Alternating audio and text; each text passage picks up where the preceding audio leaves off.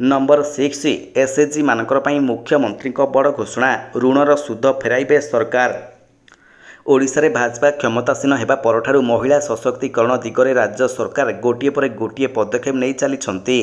तेबे एही क्रम रे 2024-25 आर्थिक वर्ष पई स्वयं सहायक गोष्ठी बा एसएचजी गुड़िकर ऋण उपरे सुध फेरस्त कराजियो बोली शनिवार मुख्यमंत्री मोहन चरण माझी घोषणा करिसंती। तेबे तदनुसार राज्यर 3 लाख रु ऊर्ध्व एसएचजी को 10 लाख टंकार ऋण उपरे सुध बाबद 300 कोटी टंका फेरस्त कराजिबो। जनता मैदान रे सुभद्रा मां मानकर अंतर्निहित शक्तिर जागरण पई उद्दिष्ट सुभद्रा शक्ति मेला को उद्घाटन करने अवसर में मुख्यमंत्री मोहन माझी कहते प्रधानमंत्री नरेंद्र मोदी को लक्ष्यवती दीदी सृष्टि अभियान द्वारा अनुप्राणित हो राज्य सरकार यह सुध फेरस्त निष्पत्ति नहीं।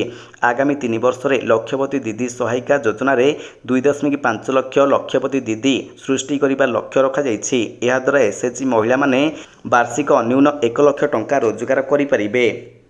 नंबर 7 6टी जिला को वर्षा वज्रपात सतर्कता।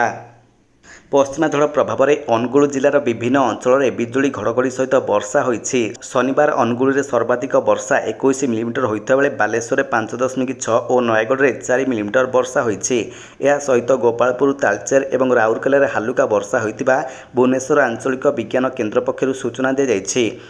तेबे यार प्रभाव में आसंता 24 घंटा मध्य मयूरभंज बालेश्वर भद्रक और केन्दुझर जिलार केतेक अंचल में बिजुली घड़घड़ी सहित वर्षा होईपारे। घंटा प्रति 50 ରୁ 60 किलोमीटर बेगर पवन बहिबा सहित कुआपथर वर्षा हेबार संभावना रही। तेणु एसबू जिलागुड़ी पाणीपाग विभाग पक्षर ऑरेंज वार्निंग जारी कर सेहीपरि गंजाम और गजपति जिलार किछि अंचल में बिजुली घड़घड़ी सहित घंटा प्रति 40 ରୁ 50 किलोमीटर बेगर पवन बहिबार संभावना रही। दुईटी जिला को पाणीपाग विभाग तरफ येलो वार्निंग जारी करा जायछि।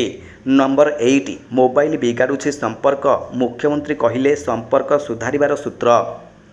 मोबाइल भांगुची घर बिगाड़ी देउछि सामाजिक संपर्क। केन्दुझर प्रजापिता ब्रह्मकुमारी अनुष्ठान कार्यक्रम में मोबाइल अपकारिता को नहीं उद्वेग प्रकाश करिसंती मुख्यमंत्री।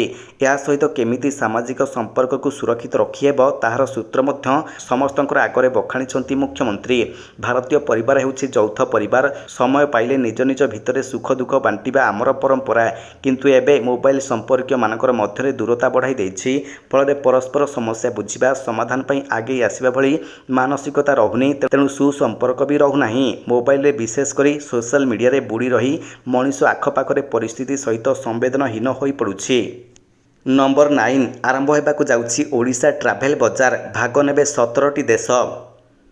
विश्व देखिबो ओडिशा पर्यटन। चलित मासरे 6ठ थर पई ओडिशा ट्राभेल बजार 2025 अनुष्ठित हेबो। आसंता 24 तारिख रु 27 तारिख पर्यंत एही कार्यक्रम हेबो। एने सांबादिक सम्मेलन में सूचना दैछंती उप मुख्यमंत्री प्रभाती परिडा। भुवनेश्वर मेफेयर कन्वेंशन और स्वस्ति प्रीमियम होटेल टारे लागिबो एही बजार।